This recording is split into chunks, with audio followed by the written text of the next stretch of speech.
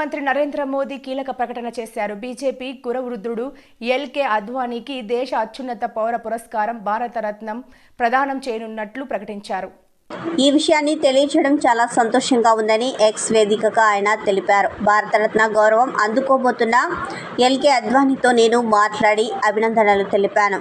మన కాలంలో అత్యంత గౌరవనీయులైన రాజనీతిజ్ఞులలో ఆయన ఒకరు. దేశాభివృద్ధికి ఆయన చేసిన కృషి చిరస్మరణీయమైనదే. అద్వానీ జీవితంలో క్షేత్రస్థాయిలో పనిచేయడం మొదలుపెట్టి ఉప ప్రధానమంత్రిగా దేశానికి సేవ చేసి అత్యున్నత స్థాయికి ఎదిగారు.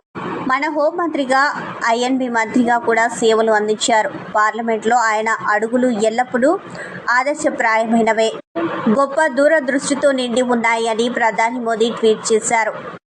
ఎల్కే అద్వానీకి భారతరత్న అవార్డును ప్రదానం చేయడం తనకు చాలా భావోద్వేగభరితమైన క్షణమని ప్రధాని మోదీ వ్యాఖ్యానించారు.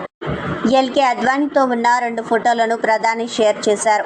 అద్వానీ దశాబ్దాల పాటు ప్రజా జీవితంలో పారదర్శకత, సమగ్రతతో సేవలు అందించారని కొనియాడారు. తిరుగులేని నిబద్ధత, రాజకీయ నైతికతలతో ఆదర్శప్రాయమైన ప్రమాణాలను నెలకొల్పారని ప్రధాని మోదీ ప్రశంసించారు. జాతీయ ఐక్యత, సాంస్కృతిక పునరుజ్జీవనం కోసం ఆయన అసమానమైన కృషి చేశారని ప్రశంసల జల్లు కురిపించారు. ఆయనతో మాట్లాడి ఆయన నుంచి పాఠాలు నేర్చుకోవడానికి తనకు లెక్కలేనన్ని అవకాశాలు లభించడం ఎల్లప్పుడూ గొప్ప అదృష్టంగా భావిస్తానని మోదీ చెప్పారు.